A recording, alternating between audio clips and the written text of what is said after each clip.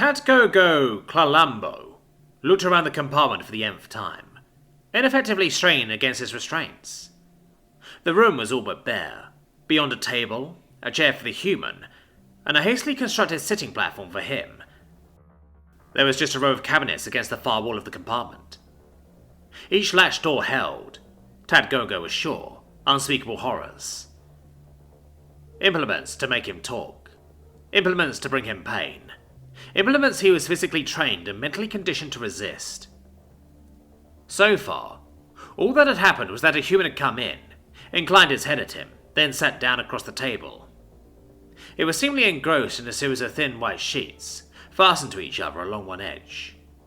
The human would stare at them for a while, then slowly turn one over and stare on the newly revealed surfaces. Tatgogo Klalambo's minds were orbiting each other, huddling together for comfort.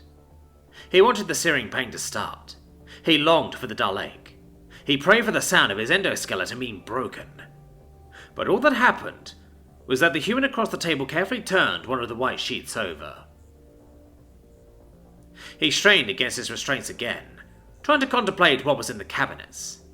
His species would have organized them so the least painful implements would be on the less dominant side, and each latch would give access to devices designed to cause more and more pain. The Clabians, he knew, would keep a vat of nitric acid in the center cabinet. Applied to the dermal layer, it would melt away hide, muscles, and even the bone underneath. The shapeless ones would have no rhyme or reasons to how their storage was organized, but would have opened cabinets seemingly at random, and used what they found within with gusto and cackling delight. Terrans might turn over one of the white sheets again, seemingly oblivious even to his presence. Tatgogo strained himself again and again.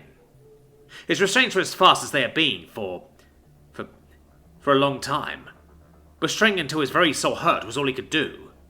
He could hear his very bones creak under the strain, but the human did not even look at him. Hadn't looked at him since he sat down and started looking at the collection of white sheets.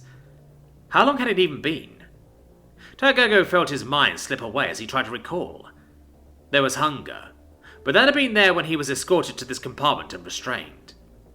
There was the urge to seek his sleep pod, but he had been craving rest from before this human had entered the compartment.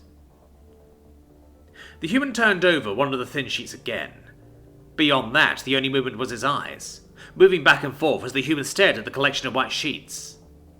Tatgogo flicked his own eyes over to the row of cabinets again. What was hidden there?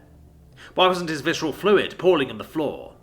Was the human waiting for others of his kind to join in, like a frenzied fur-kinned interrogation meal mating feast? Or would it be like the slow rituals of the ostracers, where each piece of Tatgogo Klalambo would be passed from hand to hand? Was that a noise from inside one of the cabinets? Or was his senses dulled to the point where his minds made things up? One of his minds had gone dark, he noticed. The two others huddled closer together. He was, Tatgogo realized with some shock, afraid. "Human," he said, in halting interlingua. The human did not look up, but carefully took out a small, flat rectangle and placed between the white sheets before closing the stack. "Human," Tatgogo repeated. "I will divulge everything. I just ask. Just ask." The human carefully placed the stack of thin white sheets on the table. A small part of Tatgogo's remaining minds noticed that the ends were covered by heavier, rectangular pieces of matter. "Yes?" The human voice was clipped, controlled, in control. Tatgogo swallowed. "I beg thee. I will tell everything, if you do not open those cabinets." "I have no need for what is in them now.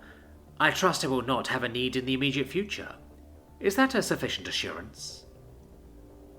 Tatgogo tried to concentrate, but found his eyes and minds drawn towards the row of cabinets. They seemed to grow larger as he stared at them. "It will do." "Very well. I can finish reading my book later. Now, your designation, we are given to understand, is Tatgogo Klalambo." Tatgogo felt his minds cluster around the question, unsure of the validity of his answer, even as he opened his mouth. "Yes."